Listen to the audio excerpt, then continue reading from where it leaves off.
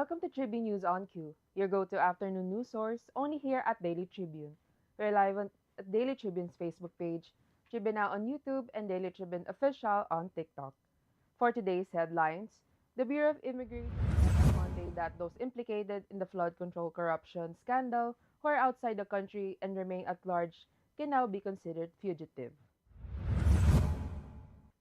A red notice can be issued anytime against fugitive former Congressman Zaldico, according to DILG Secretary Juanito Victor or John Vic Remulla early Monday morning during a press conference held at Camp Crame. The Supreme Courts of the Philippines and Singapore signed a Memorandum of Understanding on November 14 during the 12th meeting of the Council of ASEAN Chief Justices. House Speaker Faustino Boji III echoed President Marcos' call for everyone involved in the flood control corruption scandal to surrender and cooperate with authorities.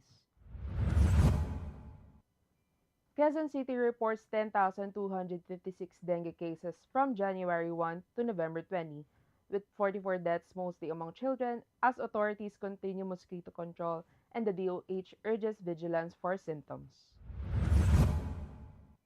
Fuel retailers on Monday announced mixed movements in pump prices of petroleum products as gasoline prices will be rolled back after 6 straight weeks of increases.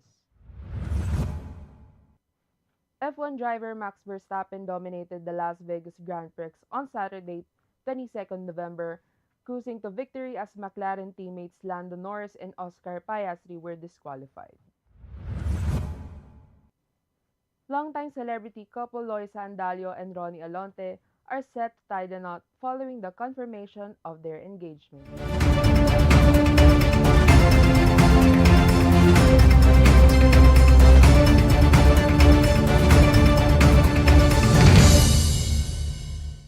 Today is 24th of November 2025, Monday, and I'm Louisse Kalingag bringing you today's top stories. Let's get started. The Bureau of Immigration said Monday that those implicated in the flood control corruption scandal who are outside the country and remain at large can now be considered fugitive.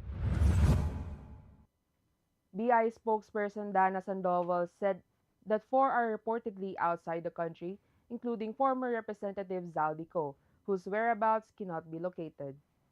In a press conference, the Department of Interior and Local Government Secretary John Vic Remulla named fugitives at large and their last known locations: Zaldico, location unknown; Derma Alzazar, believed to be in New Zealand; Cesar Benaventura, reportedly in New York, both from SunWest; and Montrexis Tamayo of the DPWH Planning and Design Division, thought to be in Jordan. A red notice can be issued anytime against fugitive former Congressman Zaldico.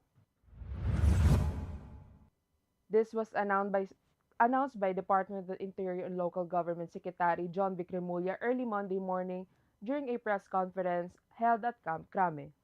A red notice is issued by the Bureau of Immigration for the International Criminal Police Organization or Interpol to apprehend an individual subject deportation due to a pending criminal case. Blue notice is out, red notice can be out soon, Remulla said.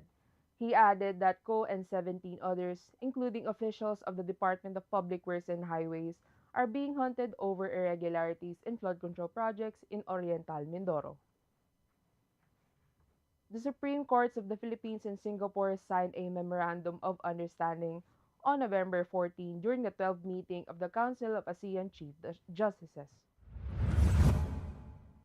The agreement, signed by the Philippine Associate Justice Alfredo Benjamin Caguioa, represents an important step in strengthening cooperation between the two judiciaries. The MOU aims to improve communication and coordination in cross-border insolvency and restructuring cases.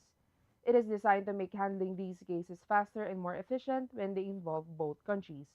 By deepening judicial collaboration, the agreement supports smoother international business activities, promotes financial stability, and aligns both nations with global best practices in insolvency proceedings.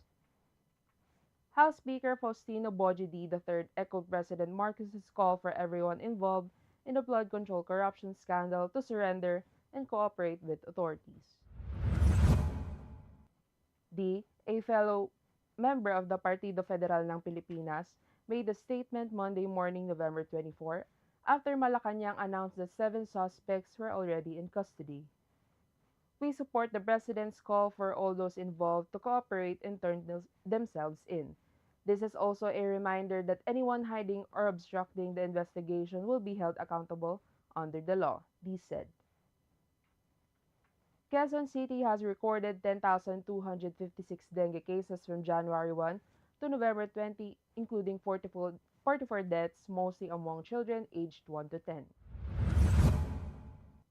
Barangay Batasan Hills reported the highest number at 857 cases, with stagnant water identified as a major mosquito breeding ground. Authorities continue search and destroy operations and advise residents to keep their surroundings clean. The DOH reminds the public to watch for symptoms like fever, rash, vomiting, or bleeding gums and to seek medical attention promptly. Nationwide, dengue cases show a slight decline, but caution is still urged. For our business news, fuel retailers on Monday announced mixed movements in pump prices of petroleum products as gasoline prices will be rolled back after 6 straight weeks of increases, while those of diesel will be hiked for the fourth straight week.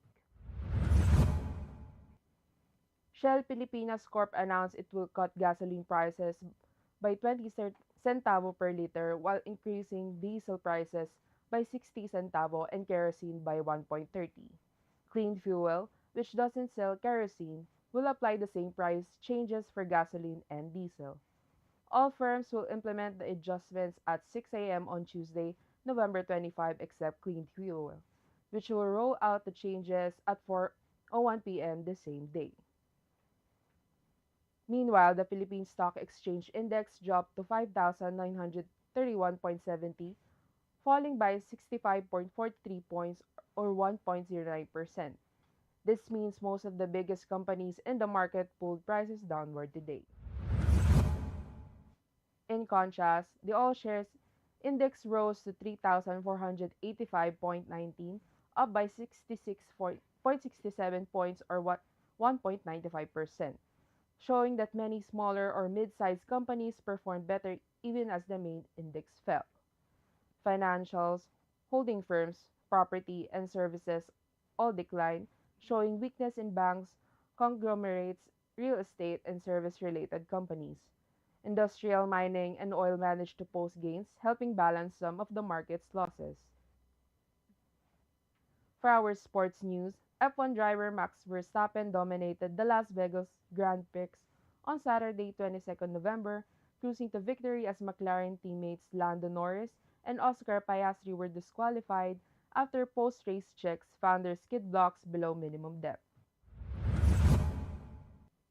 The ruling stripped Norris of second place and Piastri of fourth, leaving Verstappen level on points with Piastri and 24 behind Norris with 2 race weekends remaining. Norris called the setback frustrating, while McLaren blamed unexpected high levels of porpoising for the technical breach. For our showbiz news, longtime celebrity couple Loisa Andalio and Ronnie Alonte are set to tie the knot following the confirmation of their engagement. Loisa posted the huge rock on her left hand in an Instagram post on Friday, November 21. The photo had no caption, but their showbiz friends quickly filled the comment section with congratulatory messages for the newly engaged couple.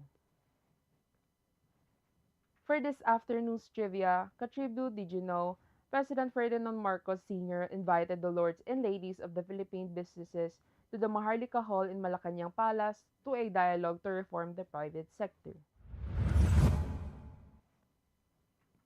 In 1975, the business leaders were made to disembark from their chauffeured limousines at the gates some distance from the hall and had to walk with no expectation the rest of the way when their drivers and bodyguards could have taken them up to the driveway. He talked of raising taxes and wages, of levying additional taxes and duties, and of imposing price controls on 15 basic commodities. He talked of the need for the private sector and the government to coordinate to achieve convergence for development, of house cleaning at the bureaus of customs and internal revenue, and of social justice programs like land reform and socialized housing. For our viral story, viral now on social media is a video of a young woman attempting the 10K challenge. The twist is that after she explains what the challenge is, she starts grabbing 1,000 peso from strangers she passes while running, shouting 1K, before sprinting off to take off the next 1,000 peso. The video has now 54K likes, 112 comments, and 26K shares on TikTok. Let's watch this. Victim. First 1K, first 1K. Next 2K. Pagluho ko para makabili ako mga gusto ko na gamit. Run 10K with us. First victim of That's all for now. Join us again at 4:30 p.m. Still here on Daily Tribune's Facebook page, Tribune Now on YouTube, and Daily Tribune Official on TikTok. Once again, I'm Louise Kalingag, and this has been Tribune News on Cue.